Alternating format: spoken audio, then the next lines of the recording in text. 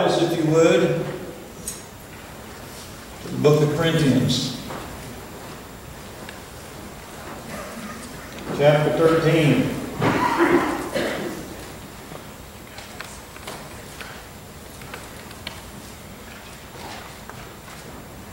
I'm going to read one verse out of 1 John 4 before we start. 1 John 4:16.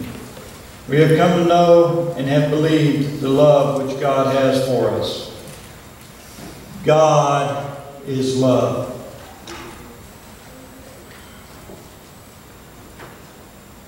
There is many people who will say, well, Valentine's Day, what's it really got to do with the church? But there was a priest called Valentine back at the time Claudius was Rome's Caesar. And he was a man who stood up for what God wanted, not what Caesar wanted. And he would do marriages illegally. Caesar didn't want any young people to be married. He thought it was wrong for soldiers to be married because then they would be worried about their wives. They would be worried about their families. If the soldiers were not married, they would not be concerned. And they would be more willing to die for Caesar. And Valentine felt led by the Lord that this was wrong. And he made the statement in a country where polygamy was well known that it was one man and one woman for life. And if a young couple were committed to that, he was willing to marry them against Caesar's orders.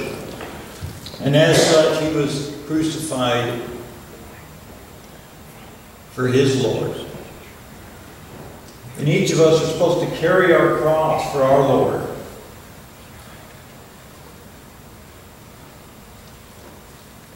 And as I was reading the scriptures, trying to figure out what God wanted me to preach about, He brought me to this chapter, which we've heard many times. We've heard it at marriage ceremonies. You hear it on Valentine's Day. You hear it on anniversaries. It's thrown around. You can read it in secular cards all the time even. They will throw different parts of this verse out. And most of us have heard of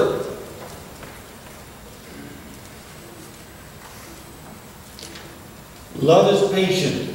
Love is kind. It does not envy. It does not boast. It is not proud. It does not dishonor others. It is not self-seeking. It is not easily angered. It keeps no record of wrongs. Love does not delight in evil, but rejoices with the truth. It always protects, always trusts, always hopes, and always perseveres. Love never fails. But when there are prophecies, they will cease. When there are tongues, they will be stilled. Where there is knowledge, it will pass away. For we know in part, and we prophesy in part. But when completeness comes, what is in part disappears. When I was a child, I talked like a child. I thought like a child. I reasoned like a child. When I became a man, I put away the ways of childhood behind me. For now we see only a reflection as in a mirror. Then we shall see face to face.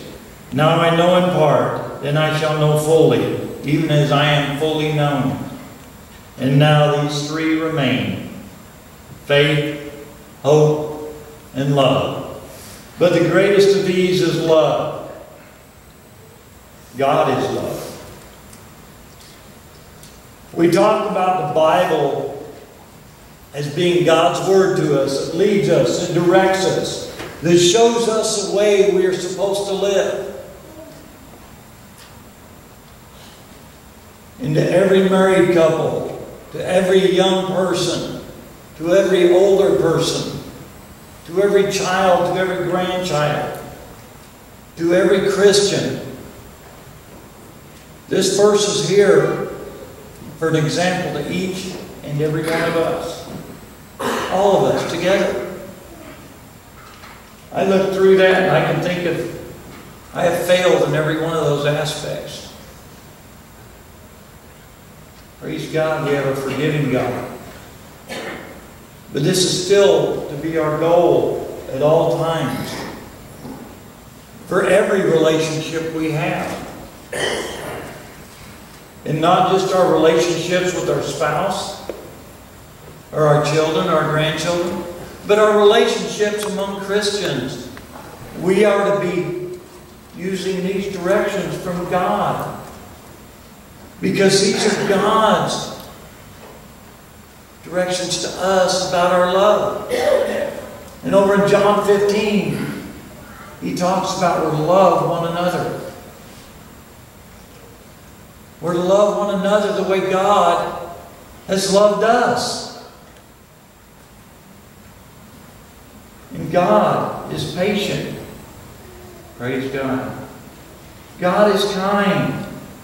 And He is not jealous. Love does not brag. It is not arrogant. Does not act unbecomingly. It does not seek its own. And it is not provoked. Does not take into account a wrong suffered. Does not rejoice in unrighteousness, but rejoices with truth. Bears all things, believes all things, hopes all things, endures all things. How many of us have failed in those? Every one of us at some time. Praise God, that's what Jesus' love is about. God's love is perfect. On this Valentine's Day,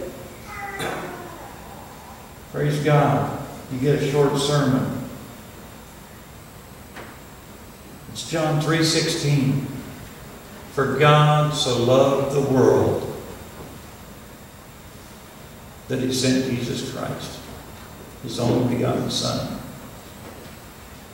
to die for you so that you can have eternal life. That's paraphrased, by the way. We have His love. We're supposed to show that exact same love He shows us to each and every person. Because God is love. Savannah, come on down. And all the kids. Oh, they're coming. The kids are coming. Does that mean you want me to keep on preaching? I'm giving the next sermon. The kids, as Savannah's singing, the kids are going to pass out Valentines to you. Come on down, Savannah, get ready. I think I left it set up on your song, but I'm not sure. When it comes to electronics, I don't have a love for electronics, but I think that's biblical. I don't have to love electronics. I have to love everybody, but not electronics.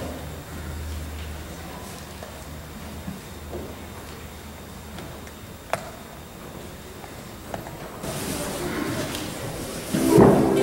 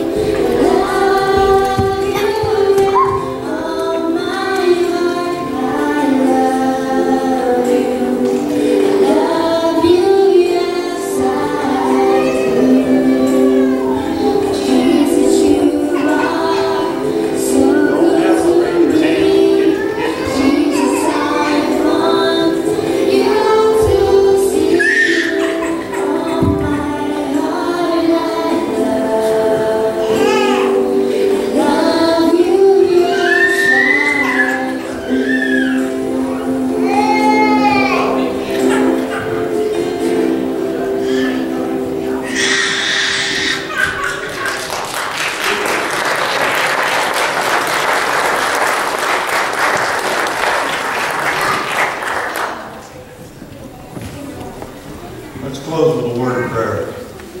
Dear Heavenly Father, Lord Jesus, we just lift each of these little lives up to you that we're passing out Valentine's, Lord. That each one of them would come to know you as their own personal Lord and Savior. And that they would be the generation that would keep sharing the gospel with these people. Thank you, Lord Jesus. Amen. Find somebody to visit with. Thank the kids.